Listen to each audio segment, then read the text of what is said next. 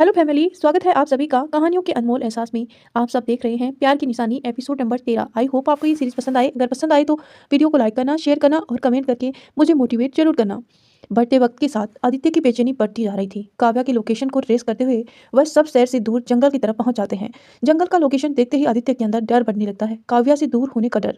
आदित्य की कार कुछ आगे जाकर रुकती है। वह जल्दी से कार से उतरकर और जंगल के अंदर जाने लगता है। सारे बॉडीगार्ड पूरे जंगल में फैल गए। आदित्य लोकेशन को ट्रेस करते हुए एक जगह पर रुक जाता है। लोकेशन यहीं तक शो हो रही थी। आदित्य हर तरफ देखता है। कुछ देर तक इधर उधर देखने पर उसमें मंगलसूत्र दिखाई देता है। मंगलसूत्र को देखते ही आदित्य उसे उठा लेता है और देखने लगता है। ये काव्या का ही मंगलसूत्र था जो टूट चुका था। ये वही मंगलसूत्र है जिसकी वजह से वह ट्रेस कर पाया। आदित्य ने काव्या के मंगलसूत्र में ट्रैकर लगाया था जिससे वह हमेशा काव्या की लोकेशन को ट्रेस कर सकता था। आदित्य मंगलसूत्र को पॉकेट में रखता है और आगे बढ़ता है। रात बहुत ज्यादा हो गई थी जिससे जंगल पूरे अंधेरे में डूबा हुआ था, लेकिन पूर्णिमा की चांद होने की वजह से चांद की रोशनी जंगल में पड़ रही थी। कुछ दूरी पर चलकर उसे एक खंडर जैसा दिखाई देता है। एक टूटी फूटी घर। सभी उसकी तरफ बढ़ने लगते हैं।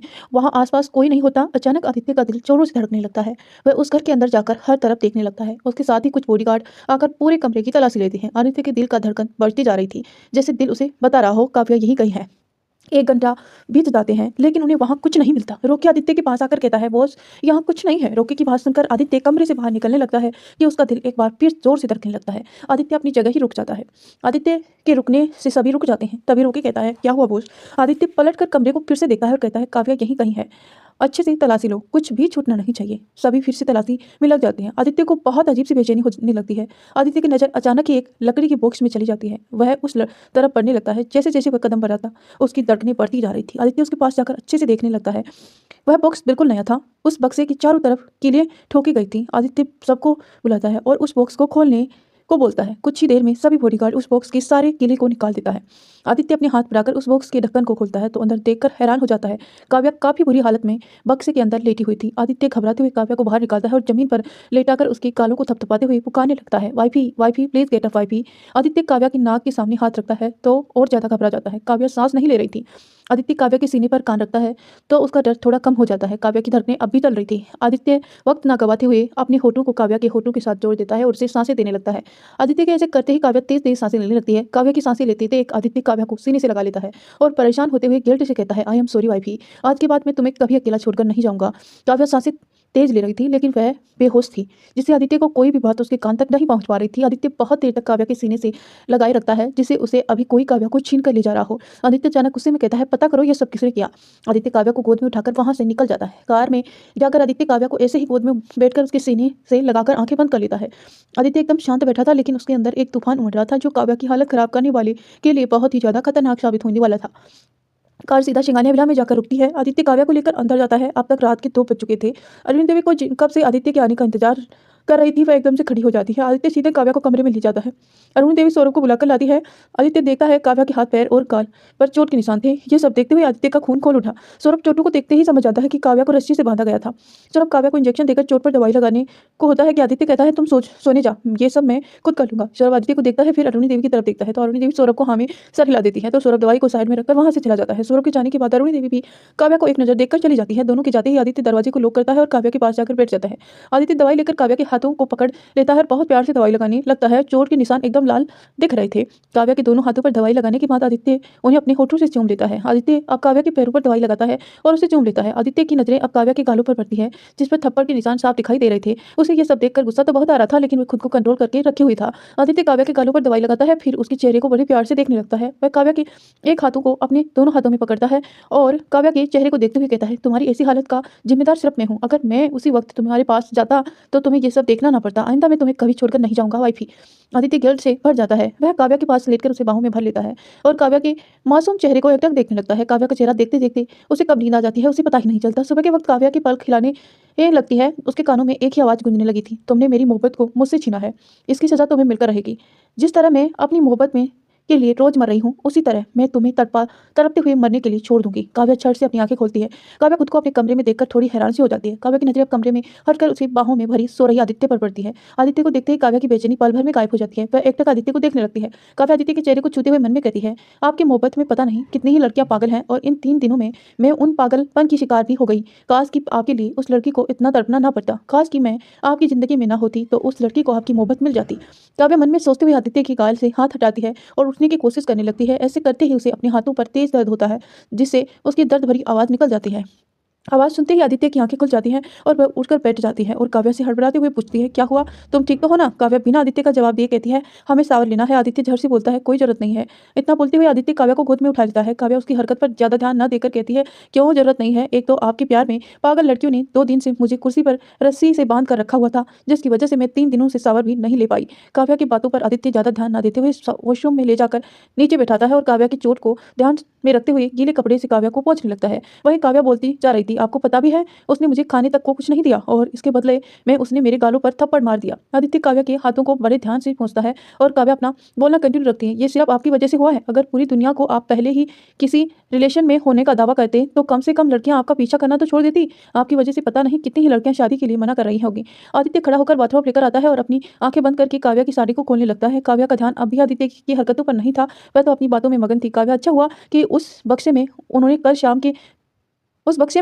शाम के वक्त रखा, वरना मैं तो शायद ही आपको कभी दिख पाती। अगर आपने जाहिर कर दिया होता कि आप सिर्फ मुझसे प्यार करते हैं तो वो लड़की मुझे कुछ नहीं करती। जैसे ही आदित्य के कानों में काव्या की बात आती है, उसके हाथ रुक जाते हैं और वह आंखें खोलकर काव्या को देखने लगता है। काव्या को भी अब एहसास होता है कि उसने क्या बोल दिया। वह धीरे से कहती है, ये हमने क्या बोल दिया? फिर आदित्य की तरफ देखकर झट से सफाई देते हुए कहती है, नहीं, वो हमारा मतलब वो नहीं था, वो हम तो। अब तो काव्या के मुंह से कोई शब्द ही नहीं निकल रहा था। आदित्य की नजर अचानक ही काव्या के सीने पर पड़ती है। काव्या का ब्लाउज डीप होने की वजह से वह अच्छे से आदित्य के सामने ही दिख रहा था। वह जल्दी से अपनी आंखें बंद कर लेती है। काव्या को पीट करके खड़ी हो जाता है।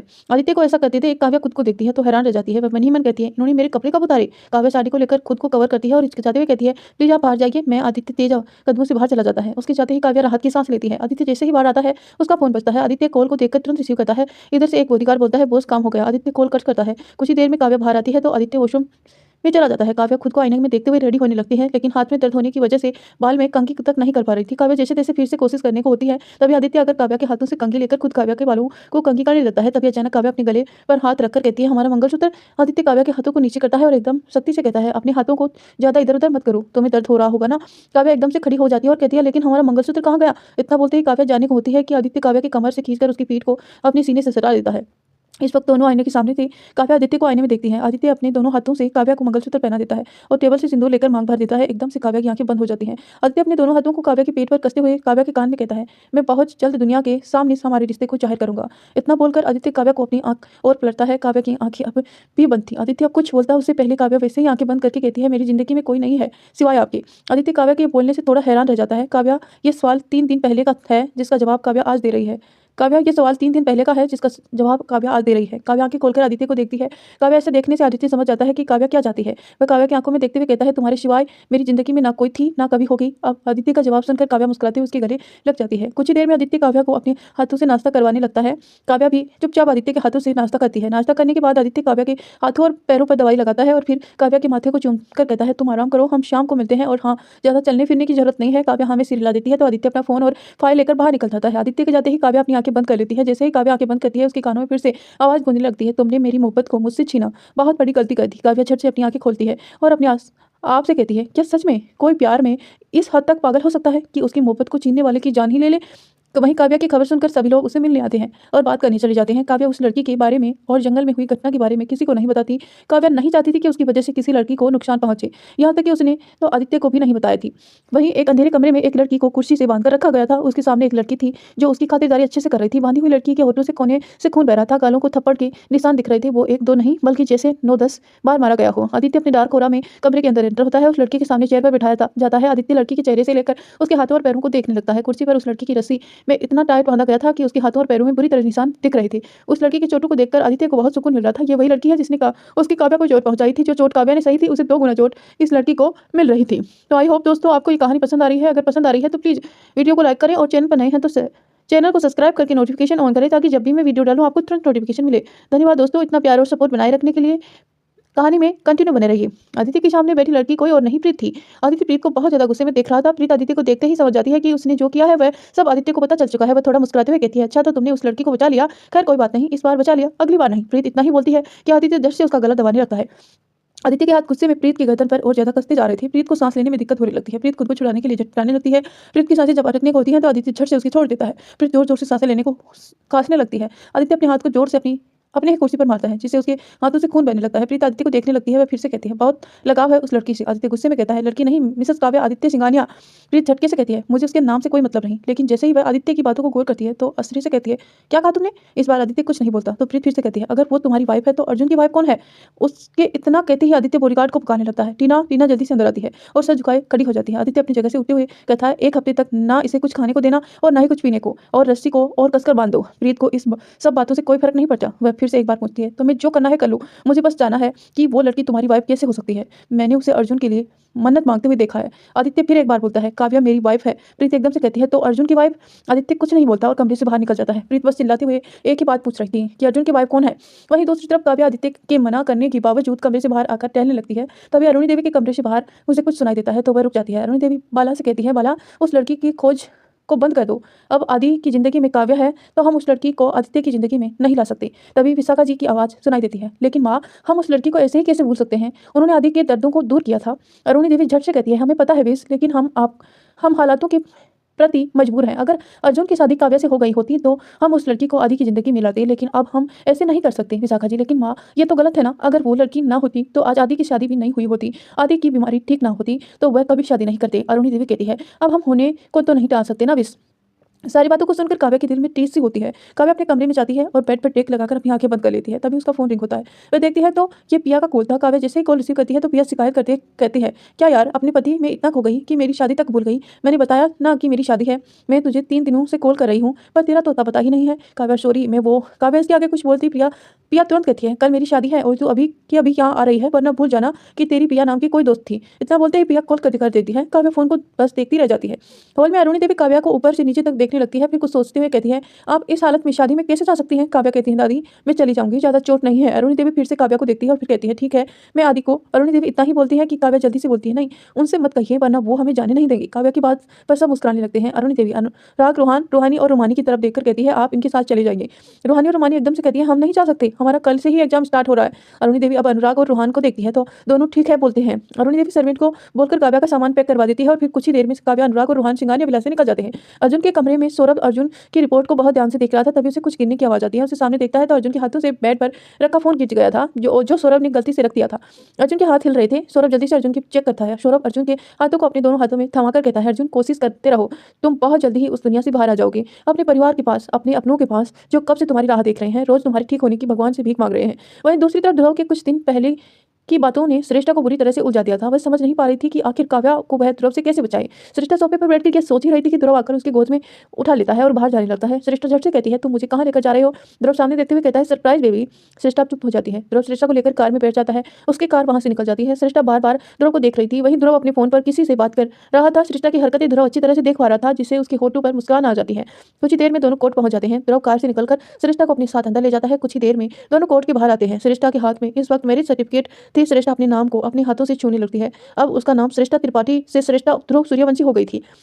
श्रेष्ठा को इस तरह अपने नाम को देखता देख ध्रुव को मुस्कुराते हुए उसे फिर से गोद में उठा लेता है और कार की तरफ बढ़ जाता है। श्रेष्ठा ध्रुव को देखते हुए कहती है, ध्रुव ये सब। ध्रुव श्रेष्ठा को देखते हुए कहता है, मैं तुम्हें रोज इस तरह परेशान नहीं देख सकता। तुम काव्या और मेरे रिश्ते को लेकर इनसिक्योर हो रही थी, इसीलिए मैं बस यही बताना चाह रहा था कि मैं सिर्फ तुम्हारा हूँ और तुम सिर्फ मेरी। अब श्रेष्ठा के होठों पर भी सुकून भरी मुस्कुराहट थी। ध्रुव श्रेष्ठा को एक मॉल में ले जाता है और रेडी होने के लिए एक कमरे में भेज देता है। कुछ ही देर में श्रेष्ठा रेडी होकर बाहर आती है। जैसे ही ध्रुव की नजर श्रेष्ठा पर पड़ती है, उसके दिल को जोर से धड़कने लगता है। श्रेष्ठा दुल्हन के जोड़े में कयामत लग रही थी। उसकी खूबसूरती बहुत ज्यादा निखर कर आ रही थी। वही जब श्रेष्ठा की नजर ध्रुव पर पड़ती है तो उसका हाल भी बिल्कुल इसी तरह से हो जाता है। ध्रुव दूल्हे के रूप में काफी ज्यादा हैंडसम लग रहा था। दोनों अपने कदम बढ़ाते हुए एक दूसरे के पास जाते हैं। ध्रुव श्रेष्ठा को खींचकर अपने बहुत करीब करता है और उसके होठों को चूमने वाला होता है कि श्रेष्ठा रोकती है और कहती है, ध्रुव मेकअप खराब हो जाएगा। श्रेष्ठा की बात सुनकर ध्रुव चिढ़ जाता है। ध्रुव श्रेष्ठा को लेकर अब मंदिर में जाता है। पूरी रीति रिवाजों के साथ ध्रुव श्रेष्ठा को अपना बनाता है। शादी होते ही श्रेष्ठा पंडित जी से आशीर्वाद लेती है, लेकिन ध्रुव अपने फोन में बिजी होता है। ध्रुव को देखते ही श्रेष्ठा आगे बढ़कर उनके फोन को छीन लेती है और चिढ़ते हुए कहती है, आज के दिन तो आप अपना ये काम बंद करो। ध्रुव श्रेष्ठा को फोन लेकर स्विच ऑफ करके पॉकेट में रख लेता है। दोनों अब कार में बैठ जाते हैं। ध्रुव ड्राइवर को पोर्टिशन खोलने का इशारा करता है। वह तुरंत ध्रुव की बात मान लेता है। पोर्टिशन खुलते ही ध्रुव श्रेष्ठा को खींचकर अपनी गोद में बिठाता है और बिना वक्त गवाए श्रेष्ठा के होठों पर अपने और रखकर किस करने लगता है। श्रेष्ठा पहले खुद को छुड़ाने लगती है, लेकिन कुछ ही देर में वह ध्रुव की किस में पिघलते हुए उसका साथ देने लगती है। श्रेष्ठा के हाथ ध्रुव के बालों में चल रहे थे, वहीं ध्रुव के हाथ श्रेष्ठा की कमर को सहला रहे थे। ध्रुव धीरे धीरे श्रेष्ठा की गर्दन को किस और बाइट कर रहा था, जिससे श्रेष्ठा की धीरे धीरे सिसकियां निकलने लगी थी। श्रेष्ठा की सिसकियां सुनकर आगे बैठा ड्राइवर की हालत खराब होती है। वह जल्दी से अपने कानों पर एयरफोन लगाकर लाउड म्यूजिक सुनने लगता है। ध्रुव श्रेष्ठा के कंधों से लगे लहंगे का ब्लाउज को नीचे करते हुए किस करने लगता है। सरिता कसकर ध्रुव के बालों को पकड़ रखकर खींच लेती है, लेकिन इसे ध्रुव को कोई फर्क नहीं पड़ता। ध्रुव के हाथ अब सरिता की लहंगे की डोरी को खींचने लगती है और कि सरिता उसका हाथ पकड़ लेती है और मदहोशी भरी आवाज में कहती है, ध्रुव इस वक्त हम कार में हैं। ध्रुव सरिता के हाथों में खुद का हाथ छुड़ाता है और सरिता के ब्लाउज को खोलकर नीचे फेंक देता है और उसके सीने पर किस करने लगता है। सरिता की सांसें बहुत तेज चल रही थी। सरिता खुद को काबू करते हुए कहती है, प्लीज ध्रुव। ध्रुव फिर से सरिता के होठों पर रोक करके चुप करवा देता है और उसके हाथ सरिता के सीने पर चलने लगते हैं। कुछ ही देर में कार रुकती है। ड्राइवर ध्रुव को बोलकर सीधा कार से बाहर निकल जाता है। ध्रुव तो खुद को कंट्रोल ही नहीं कर पा रहा था। वह जो इतने वक्त से खुद को कंट्रोल करने की कोशिश कर रहा था, वह पूरी तरह से उसमें खो चुका था। अब सरिता भी कुछ नहीं बोलती। ध्रुव जो चाहता उसे करने देती है। कुछ ही समय में ध्रुव रुककर सरिता को देखने लगता है, जो आंखें बंद करके खुद को संभाल रही थी। ध्रुव नीचे से सरिता का ब्लाउज उठाकर उसे पहना देता है और सरिता का पूरा मेकअप अब तक खराब हो चुका था। वह आंखें खोलकर ध्रुव को घूर कर देखती है तो ध्रुव मासूम सा चेहरा बनाकर कहता है, अब मैं क्या करूं बेबी, मैं कब से खुद को कंट्रोल कर रहा था लेकिन नहीं हो पाया। सरिता ध्रुव की नजरें फेर लेती है। ध्रुव कार से बाहर आता है और सरिता को गोद में उठा लेता है। सरिता खुद को ध्रुव के सीने से छुपा लेती है क्योंकि उसकी इस वक्त बहुत हालत खराब थी जो ध्रुव ने कर दी थी। ध्रुव भी सरिता की हालत देखकर जल्दी से उसे बेडरूम में ले जाता है। बेडरूम में पहुंचकर ध्रुव सरिता के कानों में बोलता है, बेबी तुम्हें तो पता है ना कि आज हमारी सौगात है। आज रात में तुम्हें बिल्कुल सोने नहीं दूंगा। मैं तुम्हें बहुत सारा प्यार करना चाहता हूँ। सरिता के गाल एकदम से लाल हो जाते हैं। वह ध्रुव के सीने में चुपने की कोशिश करती है। वहीं उसकी हालत से ध्रुव हंसने लगता है। ध्रुव सरिता को बेड पर बिठाता है और सरिता के माथे पर किस करके वह कहता है, तुम चिंता मत करो, तुम्हारी मर्जी के खिलाफ मैं कुछ नहीं करूंगा।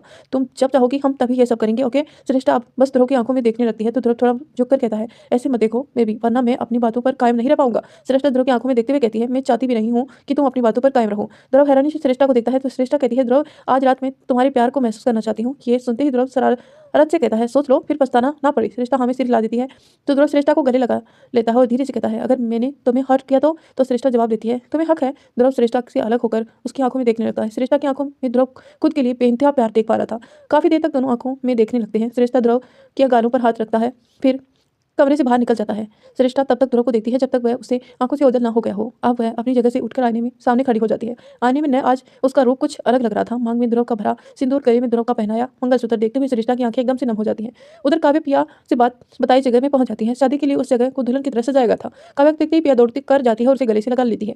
अनुराग और रोहन दोनों को देखते रह जाते हैं। पिया काव्या को देखते हुए कहती है, मुझे पता था तू जरूर आएगी। इतना बोलते हुए पिया की नजर अनुराग और रोहन पर चली जाती है। पिया काव्या को साइड करके दोनों की तरफ थोड़ा कंफ्यूज होकर पूछती है, आप दोनों में से मेरे जीजू कौन है। पिया के ऐसे सवाल पर दोनों काव्या को देखने लगते हैं। दोनों को देखकर पिया काव्या को देखती है, फिर कहती है, एक्चुअली काव्या ने मुझे कभी बताया ही नहीं। जब अनुराग को समझ आता तो वह जवाब देता, मैं अनुराग सिंघानिया और ये मेरा भाई रोहन सिंघानिया, हम दोनों भाभी के देवर हैं। पिया दोनों को ध्यान से देखती है, फिर कुछ सोचते हुए कहती है, आप दोनों आदित्य सिंघानिया के कुछ लगते हैं, आपके फेस उनसे काफी मिलते हैं। अनुराग अजीब नजरों से पिया को देखने लगता है, फिर थोड़ा रुकते हुए जवाब देता है, हाँ आदि हमारे भाई हैं। जैसे ही पिया ये सुनती है तो लगभग चिल्लाते हुए कहती है, काव्या तो आदित्य सिंघानिया के घर में रहती है। अनुराग तुरंत कहता है, घर में नहीं, उसके कमरे में रहती है। पिया फिर पूरी कंफ्यूज हो जाती है।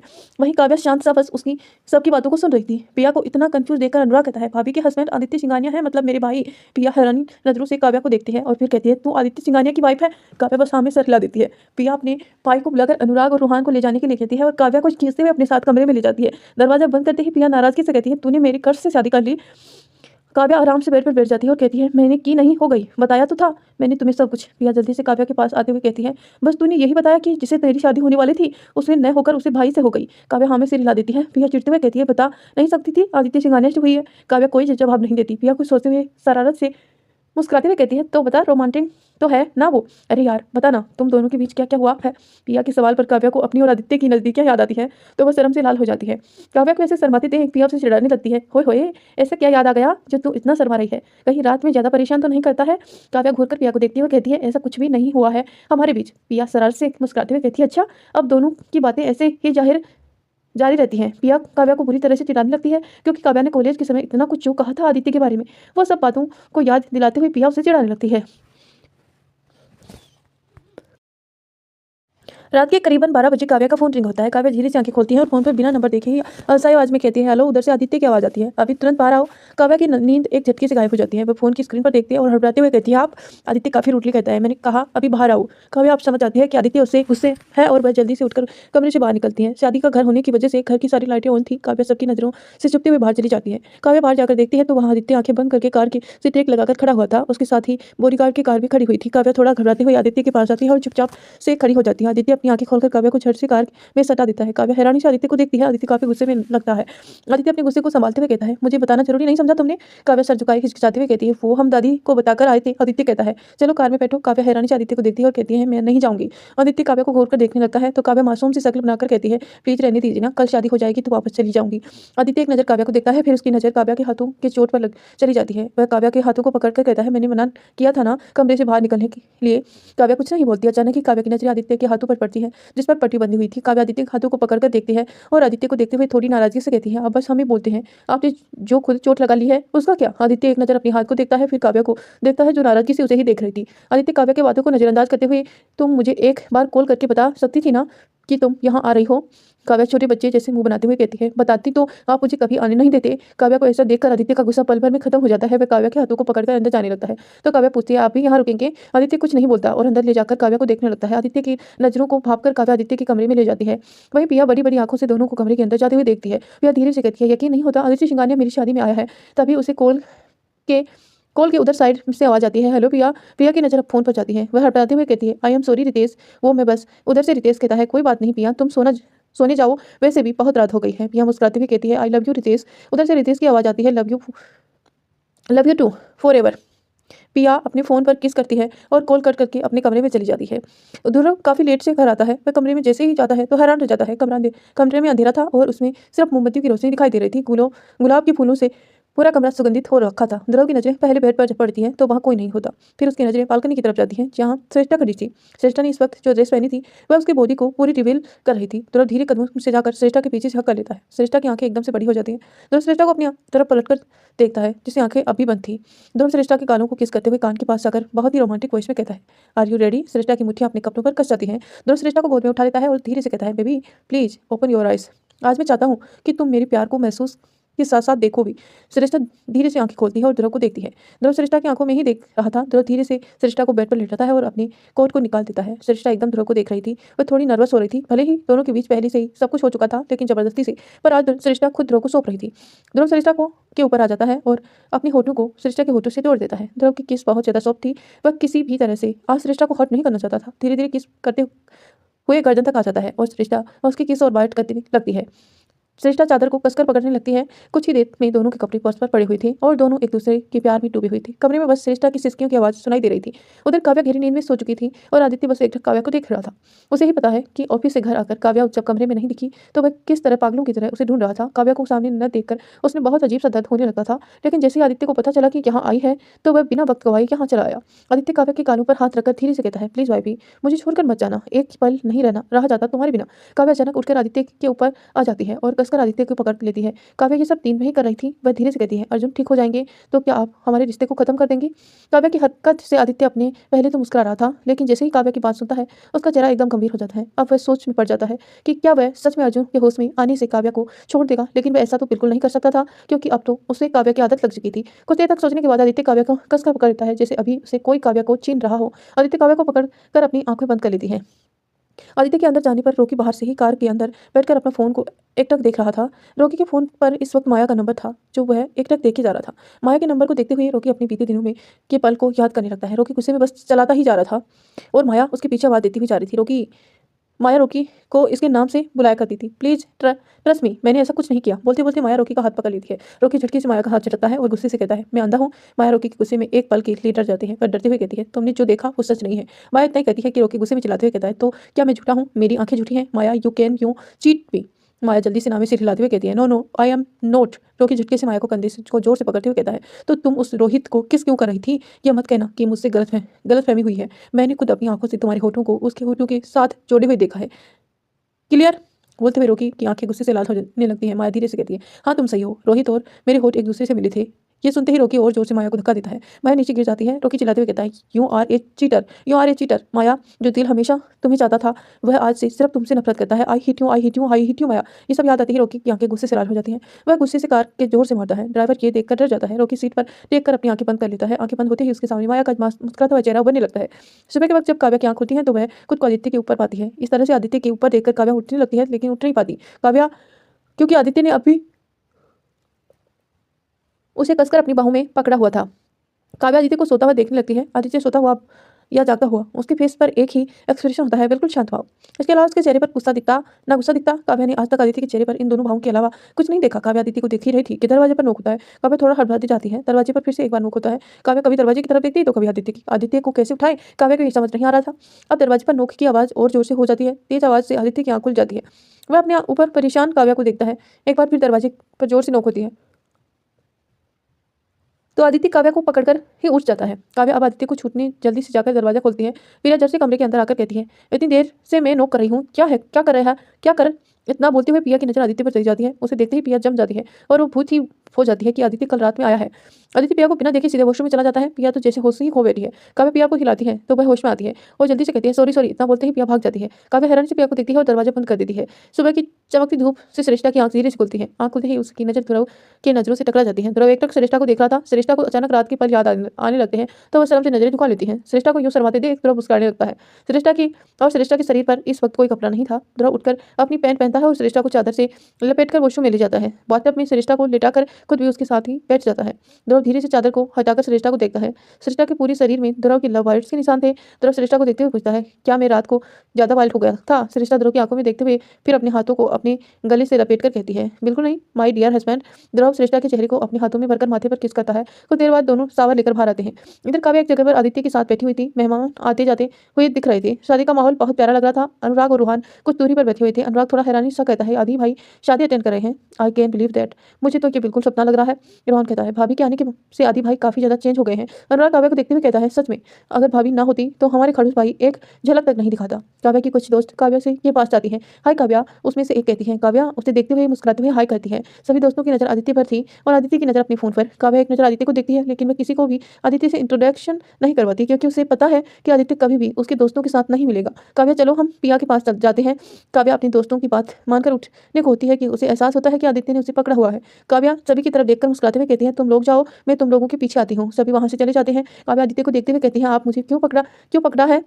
आदित्य काव्या को बिना देखे कहते हैं, तुम्हें कहीं जाने की जरूरत नहीं है। काव्या घूर कर आदित्य को देखती है। फिर कुछ देर ऐसे ही बैठी रहती है। तभी अचानक काव्या बहुत मायूसी से कहती है, प्लीज छोड़ दीजिए ना, हमें अपने दोस्तों को तैयार करना है। मेरे एक इकलौती बेस्ट फ्रेंड है। आदित्य काव्या की बातों को नजरअंदाज करते हुए वैसे ही पकड़े रहता है। काव्या मुंह बनाते हुए बैठ जाती है। कुछ ही वक्त में आदित्य काव्या के हाथों को छोड़ देता है और कहता है, ज्यादा देर तक खड़ी मत रहना। काव्या मुस्कुराते हुए उठती है और वहां से चली जाती है। काव्या के जाते ही चारों तरफ से लड़कियां बस आदित्य को अपना बनाने की चाहत से देख रही थी। ये सभी लड़कियां कॉलेज के टाइम वाली थी। दूर खड़ी लड़कियां सामने आदित्य को देखते हुए कहती हैं, अरे यार, ये तो अब और भी ज्यादा हैंडसम हो गया है। सच में यार, मन कर रहा है उसके पास जाऊं और उसे बाहों में भर लूं। दूसरी लड़की कहती है, ऐसा ही सभी कोई आदित्य को देखते हुए बोली जा रही थी। जहां कुछ लड़कियां आदित्य को देख रही थी तो कुछ अनुराग और रूहान को। वहीं आदित्य अकेला बैठा फोन पर नजरें गड़ाए हुए था और वहीं अनुराग और रूहान भी एक दूसरे से बातें करने में बिजी थे। उन तीनों को ही दूर से लोगों से कोई मतलब ही नहीं था। आखिर क्यों ना हो, तीनों ने रगों में एक ही खून जो दौड़ रहा था। तो दोस्तों, इसी के साथ इस कहानी को यहीं एंड करते हैं। मिलते हैं नेक्स्ट पार्ट में। तब तक के लिए आप वीडियो को लाइक करें, चैनल पर नए हैं तो सब्सक्राइब करके नोटिफिकेशन ऑन कर ले। धन्यवाद दोस्तों, यहाँ तक स्टोरी सुनने के लिए। मिलते हैं नेक्स्ट पार्ट में।